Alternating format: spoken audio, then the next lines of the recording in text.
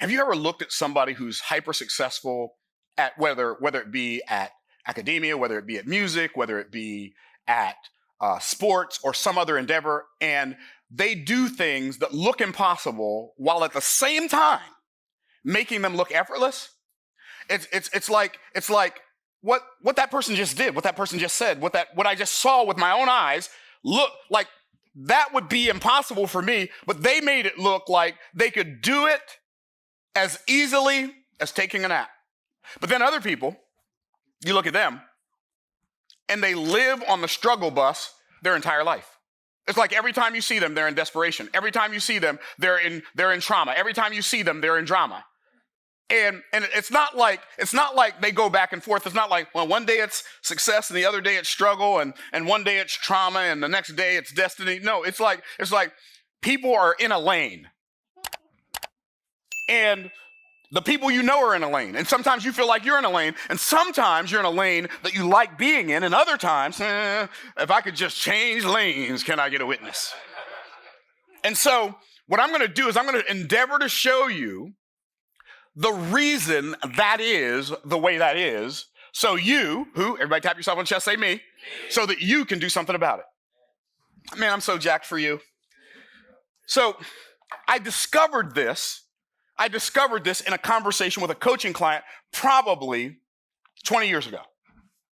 I was talking to one of my clients, and I said, "How's business?"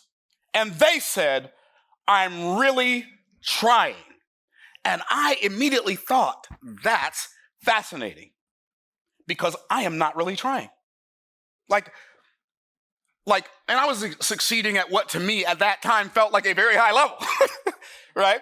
I might have been making $20,000, $30,000, $40,000 a month, which was way more money than anybody I had ever known in my entire life growing up had ever made, right?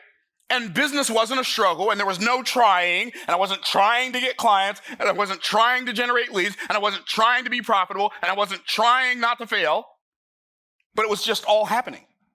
And so I was a little confused by the disparity between what they said and what I was experiencing in my own life. So I called one of my coaches. I called Jerry Clark. I said, "Jerry, I want to ask you a question. It's going to sound crazy, but I have to ask you because I just had this experience, and I'll tell you what it is later." But I said, "Are you trying to succeed?" And I'm going to quote him. He said,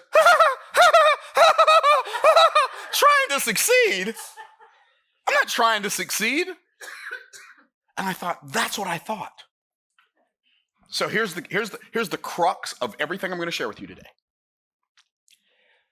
People who are succeeding in any area of life are not trying to succeed any more than people who are failing in life are trying to fail. In both cases, it's automatic. That's why I'm going to talk to you today about automatic success secrets revealed. How do I go from a person who automatically struggles, who lives a life in automatic trauma and automatic drama, automatic difficulty, always trying? Here's what I found out. People who are failing are trying to succeed. Did you hear what I just said? In fact, not all people, some people who are failing, they're holding on to that because that's the only way they can get attention. But there are some people, many people, maybe even most people who are struggling. They are trying to succeed. So what that tells me is a couple things. Number one, that maybe trying to succeed is a contributing factor to failure. Maybe. Can you say that again? Maybe trying to succeed is a contributing factor to failure. Wow. Whereas it's not a contributing factor to success. It's going to make. I know you're a little confused right now by what I'm saying, but that's not unintentional. Because if I can rearrange the furniture in your head a little bit, you won't know your way around, so you won't be able to find your way back to those familiar places that allow you to stay stuck like Chuck in a pickup truck. And so in order to understand, we've heard the phrase mindset. right? And I've even said MS times SS times TS equals assets, and income follows assets. Y'all heard me say that before, right? So MS, mindset, times skill set times tool set equals assets, and income follows assets. But nobody ever, like, when's the last time somebody told you what mindset really is? What is mindset? Well, before I can help you understand, in other words, everybody has a mindset. Everybody, you already have a mindset. You don't need a mindset. You already have a mindset. The question is, what is your mindset for? What is it set at? Like the temperature in here is very comfortable for me, probably slightly uncomfortable for you. But when I came in, I knew we were going to have a lot of people in here today. And so I set the temperature at 70 degrees so it could cool off before y'all brought all that Florida heat in here. Right? And so that I wouldn't be so hot up here that I can't teach thinking, why is it so hot? Why is it so hot? But I set the thermostat in advance, and then it produces the result. I don't have to keep going back there. I don't have to keep and putting it on 70, putting it on 70. I put it on 70 once. And the regulator in that thermostat is going to maintain 70 degrees in this room, regardless of how many people we bring in here within reason. Right? And so what we have to do is we have to understand that just like that thermostat has a set temperature we can set it on, but it has to be done intentionally. Like if I go back there and close my eyes and start pushing buttons, I have no earthly idea what it's going to be set at.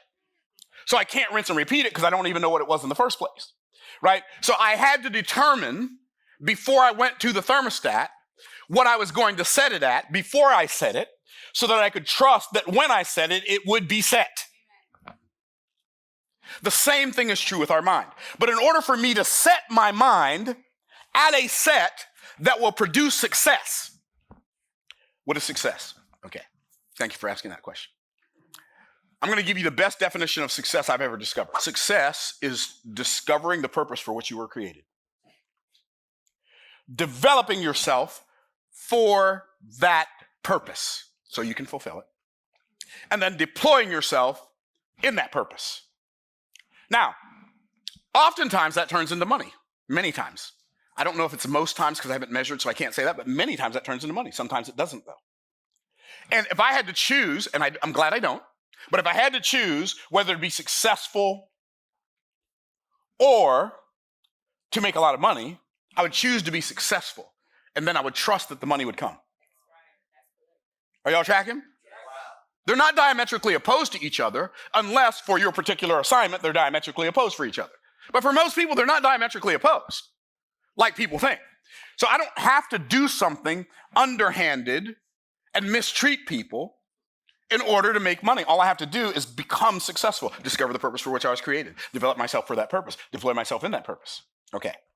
So in order for me to set my mind, I have to understand the functions of my minds.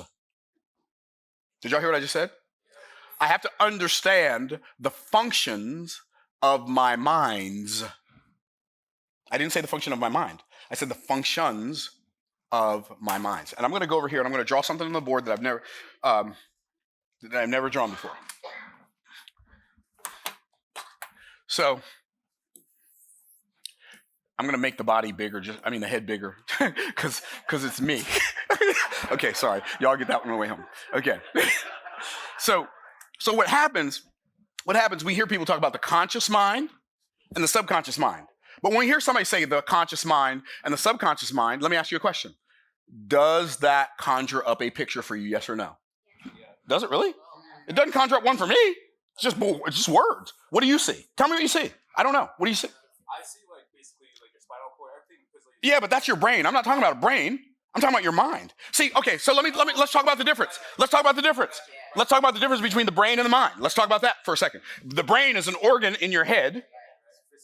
The mind, your mind, is in every cell in your body. Are you tracking?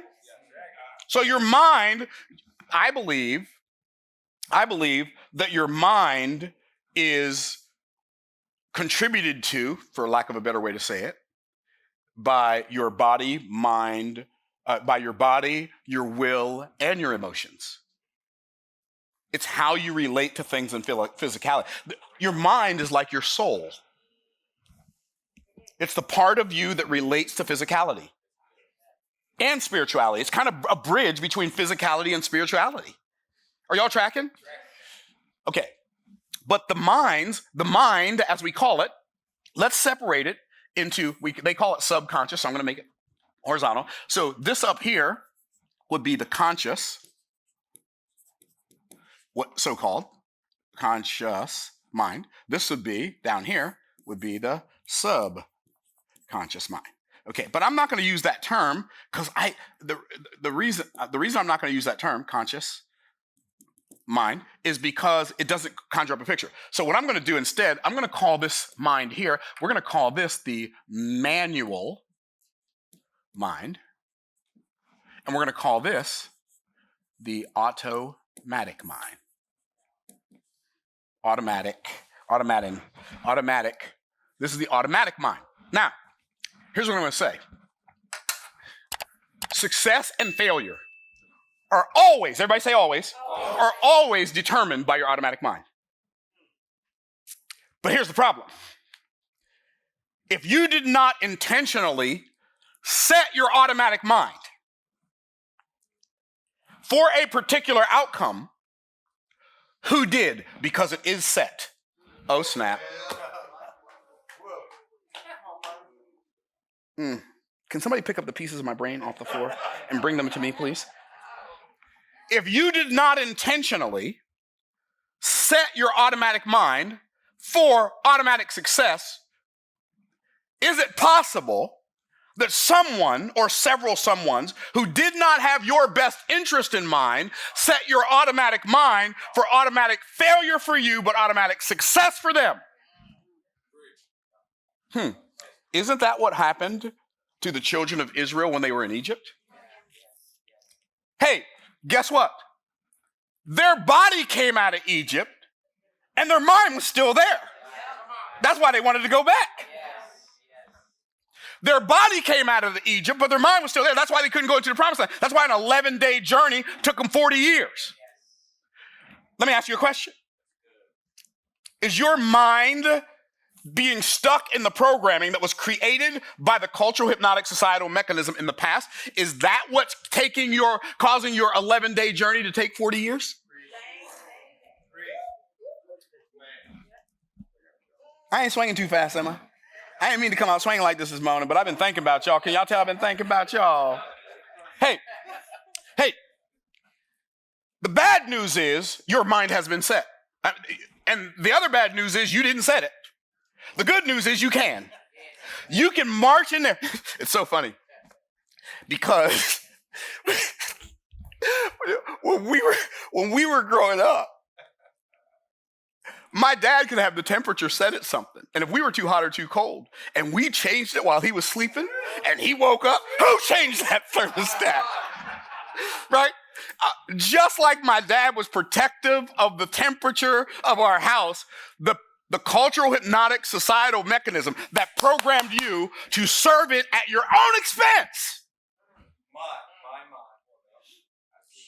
gets frustrated, irritated, aggravated, sometimes even violent when you go touch the thermostat of your own automatic mind. Okay, I feel like y'all tracking. I feel like y'all picking up what I'm putting down. So now that the foundation hath been laid, whereas heretofore the foundation hath been laid. Okay, you must understand the functions of your minds. First and foremost, you must understand the function of your manual mind. The manual mind is responsible for two things: preparation and protection. You make your decisions in your manual mind. If you allow your manual mind to predominantly focus on protection, and you don't examine the thing it's protecting, it will protect you from things that would benefit you. Moses came and said to the children of Israel, Like, why are you treating your brother this way? And they said, who made you a God over us? They misunderstood him. Are y'all tracking? See, what we don't realize is protection works against preparation. Because protection is to keep me safe in my current environment. Preparation is to transport me to a new environment. And the new environment that I desire in my soul to go to, my conscious mind, my manual mind says, yeah, I know, but what if it don't work? What if I leave here and I can't get over there? What if I get on the bridge and the bridge falls down? Are y'all tracking? What if I start a business and the business fails? 80% of businesses fail within the first 3, and we have all of the statistics stacked up in our manual mind to protect us from the negative outcomes that the people who programmed our negative mind, our manual mind, told us are possible if we escape the clutches of their programming. That's why so many people believe so many things that are false. Time is money. Hard day's work for a hard day's pay. 8 hours work for 8 hours pay. Whatever that means. All that stuff that we bought into. So it's going to either protect you or it's going to prepare you. Like, you can decide. The manual mind is responsible for decisions. So you can decide. It's by the way, this is the hard part. You can decide that you are going to go against the cultural hypnotic societal mechanism that has programmed you to be sick, broke, misinformed, and fearful, and you are going to fly in the face of it, and you're going to go in a totally different direction, but know that you are going to be challenged thereby. But you can still do it. It's not going to be easy. It's just going to be worth it. Do you understand that the reason our manual mind oftentimes protects us from making decisions that are in our own best interest is because the beliefs we hold to be true in our current state, we got them from somebody who loved us, but they were as lost as we are. I'm talking about daddy and them, mama and them, grandmama and them. I'm talking about our college professors and our high school teachers. I'm talking about pastors and Sunday school teachers and youth directors. I'm talking about friends and bosses and coworkers. I'm talking about husbands and wives and children and parents. Because if I abandon the thing they gave me, they're going to feel like I abandoned them. If I don't sing the same song and march to the beat of the same drummer that they are singing to and marching to, they are going to feel like I abandoned them, and then they are going to abandon me. And what can I do out there in the world by myself? I don't know. Ask Joseph. What can you do in a world by yourself, all alone, misunderstood, mistreated? So understand that the manual mind's functions, the responsibility of the manual mind, preparation and protection. Let me ask you a question. By the way, do you understand that's the meaning of a stronghold? What's a stronghold? Casting down imagination, every high thing that exalts itself against the knowledge of God, and bringing every thought into captivity. What is a stronghold? A stronghold are the walls of protection that we build around a lie in our mind. That's what a stronghold is. But the scripture says the only thing that can tear down that wall is the truth of God can tear down those strongholds. But we have to understand what the truth is. Knowing about the truth is not the same as knowing the truth. Knowing that it exists is not the same as knowing how to execute it. Can I get a witness? Well, that's the purpose of the manual mind. The purpose of the automatic mind and its functions, it's responsible for production. The automatic mind is only supposed to do one thing. Whatever you set it to. But the manual mind has to set it. You're making my brain sweat. I had to make a decision a long time ago that I was okay being misunderstood and thought of as pompous and arrogant and obtuse. I even got a witness from the baby. And I had to be okay with being misunderstood. Some of us desire acceptance so much that we cannot please God nor serve people. the automatic mind's job is responsible for producing results, period. That's all it does. If I'm flying a plane, like I'm flying a plane, and all of a sudden we get to our desired altitude, and we're going to be at that altitude for the next hour, and we're going to be in that same airspace for the next hour, guess what I can do? I can turn on the automatic pilot. Then all I have to do is look around and make sure everything's okay. It's requiring no effort from me. Now, if I'm flying in turbulence and maintaining an altitude, so people don't realize that all the stuff that you have to maintain and keep level intentionally, right? But if you're in some weather, it doesn't even have to be a storm. It doesn't have to be in clouds. You might be able to see, but there's a lot of turbulence and planes bouncing everywhere. You have to maintain your altitude because that's what air traffic is. You have to fly at a certain height that's in between the height that other planes are flying at. Then you have to maintain a certain speed. And so they tell you, the control tower tells you what speed to fly at and what altitude to fly at and what heading to head on. And you have to make sure all of those things stay maintained. And so you're even like if you're setting the trim so you don't have to work so hard, you're always moving stuff and setting stuff and looking around and checking your instruments and looking outside. It's like this is what you're doing all the time. And you're in a long flight and you're going between airspaces and different altitudes and stuff changing for weather. It's mentally exhausting. You set that thing on autopilot, man, it's cake. It's a cake. It's a piece of cake. Just looking around, just making sure everything's okay.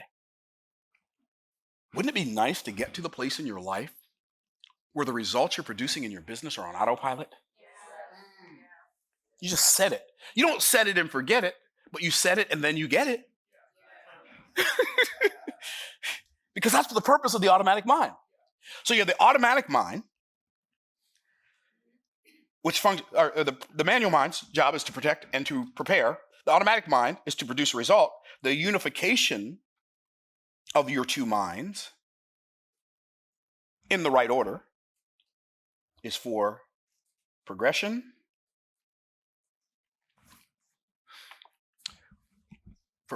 what does that mean? How do I unify my two minds? And you have to unify them in the right order, because here's what's going to happen. You are either going to use your manual mind to pull your automatic mind back down into struggle mode, or you are going to use your automatic mind to elevate your manual mind so that the manual mind works for the automatic mind instead of the other way around. So when you start, the manual mind's in control. You make a decision. Okay, this is what I'm going to do. Everything I'm going to do is going to be in this lane, and I'm not going to deviate from it.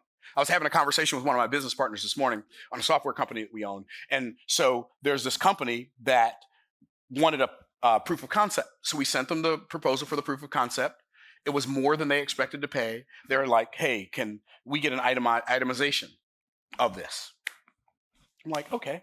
I said, if you're okay with them walking away, because I'm okay with them walking away, what I will tell them is this is the itemization.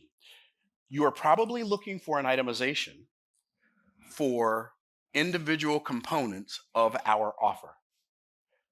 But what you don't understand is that what we are offering you is not a bunch of components. We are not offering you a bunch of pieces. We're not offering you a product. We're not offering you a process. We are offering you a payoff. And the itemization is this.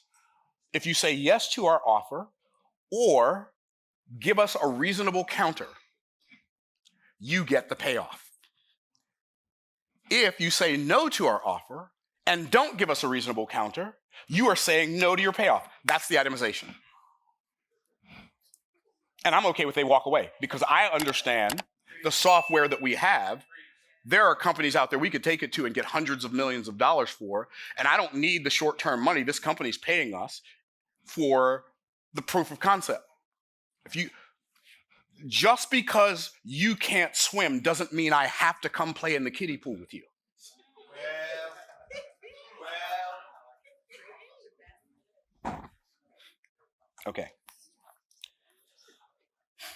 Okay.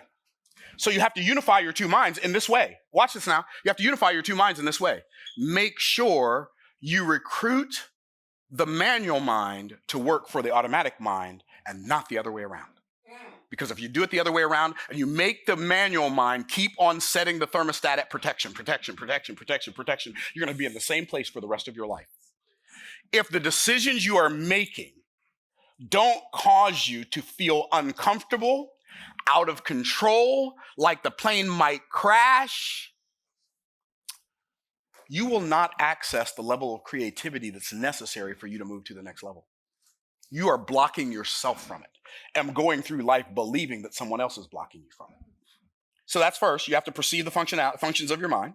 You must prepare the facilitation of your methods. What does that mean? Prepare the facilitation of your methods. Hey, you can have all the mindset in the world you want to, but you better develop a skill set. You better go do something. You better learn how to put a nail in a board. You better learn how to put some code in a computer. You better learn how to have a conversation with somebody who can say yes to an offer. You better learn something. How many of y'all tracking? Okay, so you must prepare the facilitation of your methods. What does that mean? That means whatever your area of service, expertise is, you spend 4 to 10 times as much time preparing as you do performing. Because that's the only way to be a pro at anything. Like I do my challenge, and it's so interesting. Like I'm doing my challenge right now, and we have an hour of Q&A from entrepreneurs from all over the world with different kinds of businesses. But I've been studying business and applying principles to my business for decades. I was preparing for you before you showed up. People are like, how does he know the answer? Somebody commented one time, Myron's AI. I'm not AI, I'm RI. I'm real intelligence. What does that mean? That means I've spent decades learning and applying these principles and then observing the feedback and then making adjustments based on the feedback I've gotten. I'm not making it up. People, how does he make that up on the fly? I'm not making it up on the fly. I'm going into the archives and pulling out something I've already experienced. Why? Because I've spent 4 to 10 times as much time preparing to do what I do as I do doing what I do. I don't understand why every time he talks it sounds like something different, but the same thing in a different way.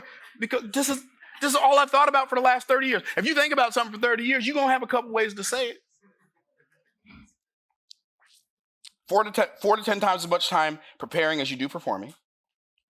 You practice the components of your methodology for the purpose of mastery. You practice the components of your methodology for the purpose of mastery. See, here's the big problem with most people in business. Most people, or I won't say most because I haven't measured it. Many people. Here's the problem. The reason people don't want to do business with you is because you're just not good. Please say it. Now, just because you're not good now doesn't mean you have to be not good forever. Like you can get better, but you're not going to get better incidentally. You're going to get better intentionally, eventually, but not incidentally. And so you have to start with a decision, don't you? Like, here's the reality. People are like, I don't know why nobody's listening to me. I don't know why nobody's following me. Because you ain't good. By the way, I'm not patting myself on the back saying I'm good. Here's what I'm saying. I've spent decades of my life working on getting better. And I may not be good yet, but I'm better than I was. And the stuff I know that I teach people helps people. And I know that it'll help them before I give it to them because I've already done it and I don't teach theory. You want people to show up for you and you don't even show up for you. Well, I'm going to do what Myron does. Well, you can say what I said. But that ain't the same thing as doing what I've done. Because I'm going to tell you something. I'm not bragging. I'm just telling you an observation. My gravitropic roots are 2 to 3 times deeper than my phototropic fruits.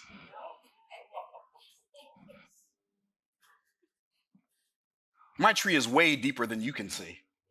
Not because I'm so deep, but because I spend way more time studying than I do talking. Way more time. Way more time applying than I do pontificating. You want to go read a half of a book, understand 3 of the paragraphs, and then come back and do a dissertation. Okay. Sorry. You practice the components for the purpose of mastery. Amateurs practice until they get it right. Professionals practice until they can't get it wrong. Which one are you going to be? Professional or an amateur? Because here's what's going to happen. You're going to get out there in the marketplace, you're going to start making noise, and people are going to show up. And either you've prepared and they show up so you can show out, or you didn't prepare and they show up and you'll be showed up. Congratulations, your reputation preceded you and exceeded you. Then you practice the combinations of those individual masteries for the purpose of mastery stacking. Here's why people who are great and make things look effortless make them look effortless. Because they've mastered one component at a time. They didn't attempt to master all the components at the same time. In basketball, they mastered dribbling, then they mastered passing, and then they mastered shooting. They didn't master all of them at the same time. In golf, you want to be good at golf? Master putting. Then work your way back and master chipping. And then work your way back and master your short irons. Then work your way back and master your mid irons. Then work your way back and master your long irons. Then work your way back and master your woods. You want to master business? Start out by mastering lead generation and delivering something for free that's so valuable they would not have been disappointed if they had paid you for it. Master that.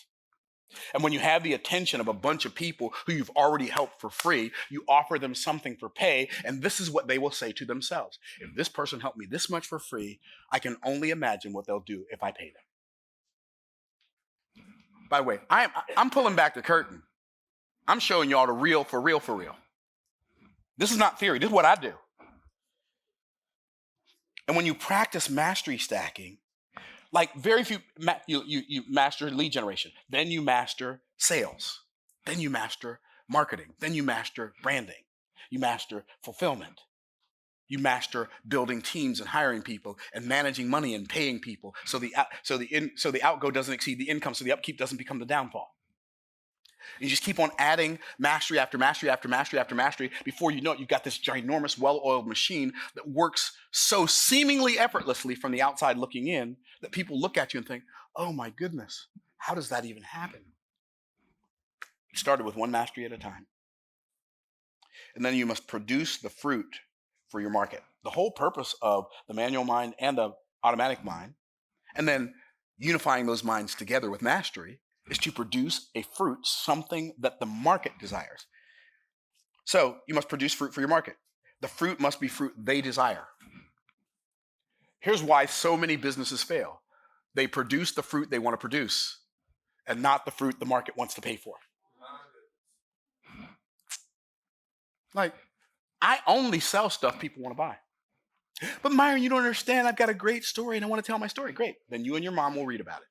And she will not want to read about it. She'll just read about it because you're her baby. Like, nobody cares. Like, somebody has to tell you the truth. I'm not being mean. Nobody cares about my story either. But Myron, from the trash man to the cash manager story? No, it's not. From the trash man to the cash. See, it seems like the title is from the trash man to the cash man, but I'm going to tell you all a little secret. The title is the subtitle, and the subtitle is actually the title. What's the subtitle? How anyone can get rich starting from anywhere. That's what the book's about. The book's not about me. The book's about you. The only reason I even talk about me is because everybody believes they're smarter than the trash man. If the trash man got rich, I know I'm going to get rich. Yeah, y'all picking it up. So you produce a fruit they desire, but you only promise to produce a fruit that you can deliver.